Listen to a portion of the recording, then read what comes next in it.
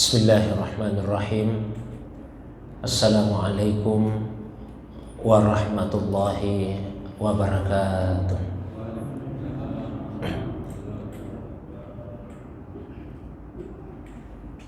Alhamdulillahilladzi lam yazal aliman qadira.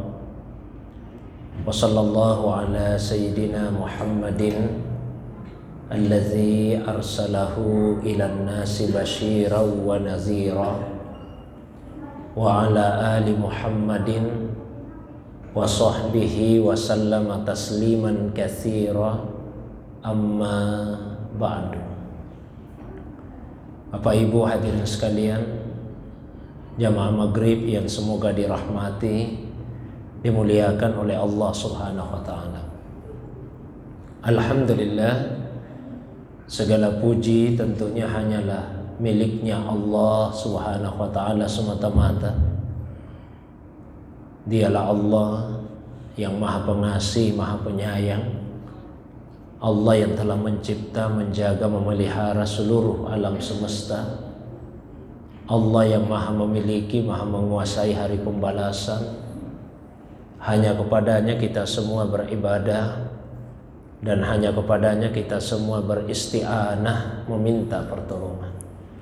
Salawat dan begitu pula salam penghormatan semoga senantiasa tertuju kepada kekasih kita Rasulullah Muhammad sallallahu alaihi wasallam, begitu pula kepada keluarga, para sahabat dan juga pengikutnya yang senantiasa istiqamah menghidupkan sunnah Nabi sallallahu alaihi wasallam. Jamaah yang dirahmati, dimuliakan oleh Allah SWT. Insyaallah pada kesempatan kajian tafsir kita malam hari ini, kembali kita lanjutkan pembacaan kita terhadap firman Allah Subhanahu wa taala yang terdapat di dalam Al-Qur'an pada surah Al-Hijr. Malam ini kita telah sampai pada ayat yang ke-45. Ayat-ayat yang sebelumnya menceritakan kisah pembangkangan iblis terhadap perintah Allah Subhanahu wa taala untuk sujud kepada Adam alaihissalam. Kemudian dilanjutkan dengan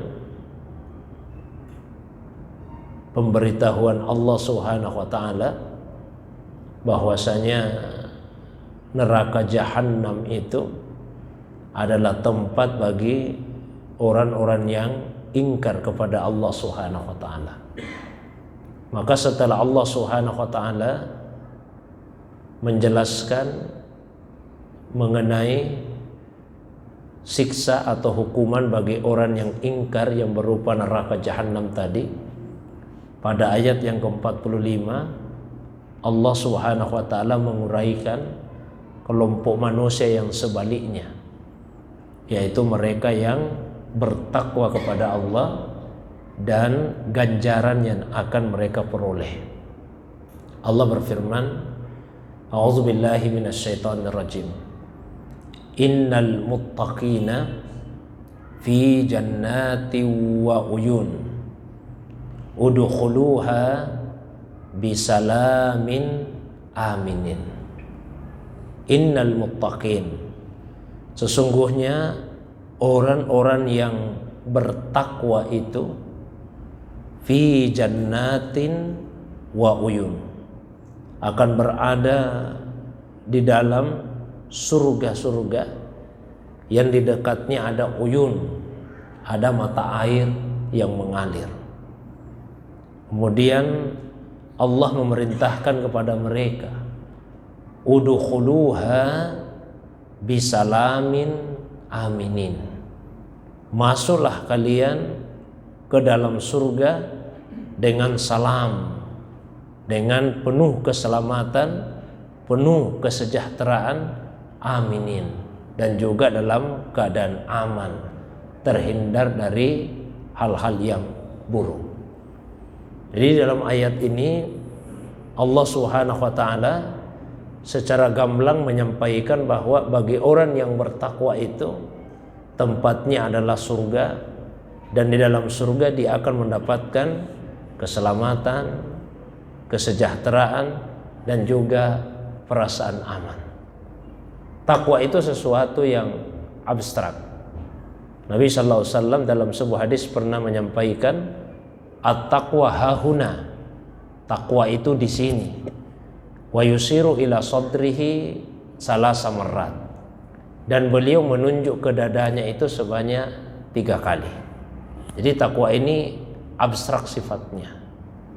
Namun untuk memudahkan dalam mengetahui kriteria-kriterianya, maka kemudian di beberapa ayat Al-Quran Allah menguraikan apa-apa saja ciri-ciri konkret dari orang yang bertakwa itu, sehingga takwa yang asalnya abstrak tadi kemudian menjadi dikonkretkan, diuraikan ciri-cirinya dalam sekian banyak ayat Al-Quran.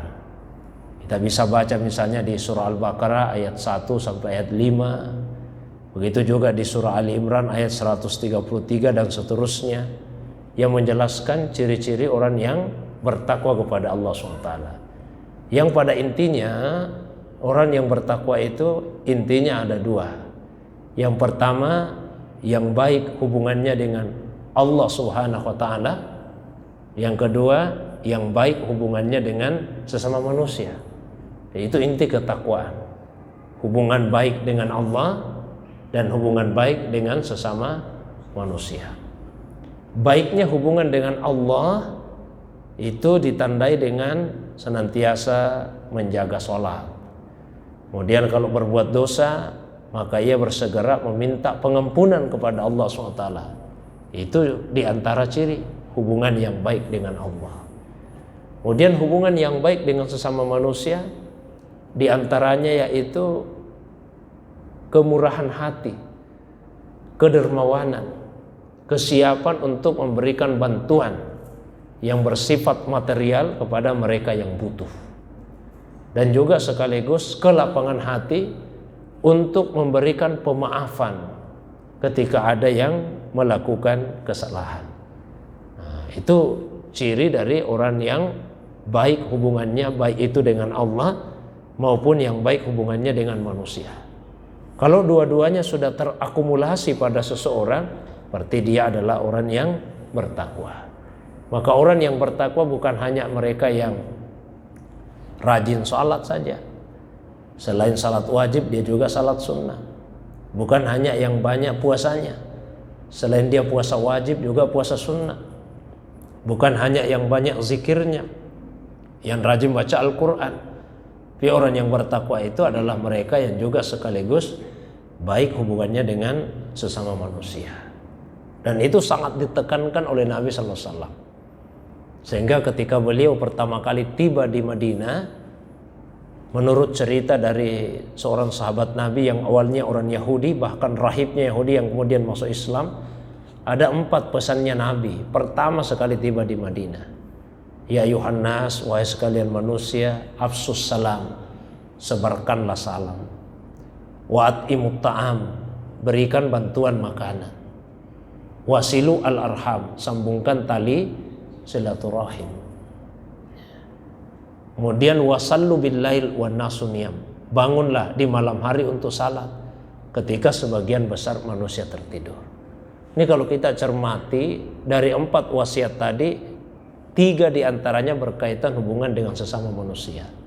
Menyebarkan salam, memberikan bantuan makanan, kemudian menyambungkan tali silaturahim. Hanya 1 saja yang berkaitan hubungan dengan Allah Subhanahu wa taala secara langsung, yaitu melaksanakan salat malam. Ya. Jamaah yang dimuliakan Allah. Nah, bagi orang yang bertakwa, yang baik hubungan dengan Allah dan sama manusia tadi, Allah Subhanahu wa taala janjikan akan masuk ke dalam surga, dan di dalam surga dia akan mendapatkan keselamatan. Ya. Selamat dari hal-hal yang buruk, dan hatinya juga akan diselamatkan dari sifat-sifat yang tercelah, seperti misalnya perasaan dendam, iri hati. Maka penghuni surga itu tidak ada sifat iri hatinya. Orang kalau sudah di surga hilang semua iri hati, dendam, kebencian, hilang semua di dalam hati itu. Orang yang tempatnya di bawah misalnya tidak akan merasa iri terhadap yang tempatnya di atas. Ya, tidak ada kebencian. Nah, maka di ayat yang berikutnya Allah menegaskan hal tersebut. Wa naza'na ma fi sudurihim min ghillin. Ya, naza'na, kami cabut, kata Allah SWT. Jadi kami cabut apa yang ada di dalam dada-dada mereka, min ghillin, yang berupa perasaan dendam. Dicabut itu rasa dendam, dicabut itu kebencian di hati. Ya, bahkan setelah itu dicabut, ikhwana, semua penghuni surga merasa seperti saudara. Mereka kemudian merasa seperti saudara. Ya, ala sururin mutaqabilin. Mereka duduk di atas dipan-dipan sambil berhadap-hadapan, yang menunjukkan kedekatan dan keakraban di antara sesama penghuni surga tersebut. La yamassuhum fiha nasab. Sama sekali mereka tidak akan disentuh, tidak akan disentuh sedikit pun oleh nasab, oleh kelelahan. Kalau disentuh itu berarti ya sesuatu yang ringan. Jadi kelelahan yang terasa ringan saja tidak akan mereka rasakan di dalam surga, apalagi kepayahan yang terasa berat. Jadi rasa-rasa lelah, capek-capek sedikit saja tidak ada itu di surga, capek-capek sedikit pun tidak ada. Apalagi kepayahan yang berat. Nah, di sini digunakan bahasa disentuh. Kalau disentuh itu yang ringan-ringan. Ini tidak akan merasakan sedikit pun kecapean di dalam surga. Wa ma hum minha bimukhrajin. Dan mereka yang sudah ada di dalam surga itu tidak akan pernah dikeluarkan. Jadi tidak ada orang yang masuk surga lalu kemudian dikeluarkan. Ya, yang ada itu orang yang masuk neraka. Setelah sekian lama di dalam neraka, kemudian dikeluarkan dari neraka lalu dimasukkan ke dalam surga. Tapi kalau yang sudah masuk surga ya di dalam surga terus, tidak akan pernah lagi dikeluarkan dari dalam surga. Sini Allah tegaskan, wa ma hum minha bimukhrajin. Sama sekali mereka tidak akan pernah dikeluarkan dari surga. Lalu Allah sampaikan, Nabi ibadi. Sampaikanlah naba. Naba itu adalah berita yang azim, berita yang besar, yang agung. Kalau berita yang biasa-biasa saja bisa dikatakan khabar. Tapi kalau berita itu yang istimewa, berita yang luar biasa, maka diistilahkan dengan naba. Nah, ayat ini menyebut Nabi, sampaikan berita luar biasa ini. Ini perintah Allah SWT, sampaikan ibadi, kepada ibadku. Saya sudah pernah sampaikan dalam satu sesi pertemuan kita bahwa di dalam Al-Quran kata abdun yang berarti hamba itu bentuk jamaknya ada ibad, ada abid, sama-sama berarti hamba-hamba. Bedanya kalau dikatakan abid sifatnya masih umum. Orang kafir, orang beriman, orang taat, orang durhaka, semua disebut dengan abid. Tapi kalau disebut ibad, maka itu khusus kepada yang beriman, yang taat saja. Kalaupun dia masih berbuat dosa, masih sangat diharapkan ya, dia akan menghentikan dosanya itu dan bertobat kepada Allah. Maka semua penggunaan kata ibad di dalam Al-Quran itu konotasinya pasti positif. Ya, di sini Allah sampaikan berita yang luar biasa ini kepada ibadku, hamba-hambaku yang taat itu. Berita apa itu? Anni ana, bahwasanya saya, kata Allah SWT, hanya saya saja, Al-Ghafur Ar-Rahim, yang maha pengampun dan maha penyayang. Ini berita luar biasa ini dari Allah. Ya. Jadi bukan hal yang biasa-biasa itu kalau dikatakan Allah itu pengampun. Kenapa luar biasa? Karena kita semua manusia ini pasti ada dosanya. Hanya anak-anak kecil yang belum balik, yang belum punya dosa. Hanya orang yang tidak sehat akal fikirannya yang tindakannya tidak dianggap dosa. Hanya para nabi, para rasul yang maksum, terjaga, terpelihara dari dosa. Tapi kita semuanya pasti ada dosa. Maka ketika Allah sampaikan, saya ini pengampun ya, wah itu berita luar biasa. Kita digembirakan oleh Allah bahwa ternyata sekalipun kita banyak dosa, tapi peluang untuk diampuni oleh Allah Subhanahu wa taala itu sangat besar karena Allah Ghafur. Ya, Allah Subhanahu wa taala itu Maha Pengampun. Beda kalau misalnya yang ditonjolkan oleh Allah, saya ini Al-Adlu, Maha Adil ya. Ini justru mestinya membuat kita takut. Kalau katakan saya adil, mesti kita takut. Kenapa? Karena maaf, mungkin kita punya kebaikan tentunya, banyak kebaikan kita, tapi barangkali dosa kita jauh lebih banyak daripada kebaikan itu.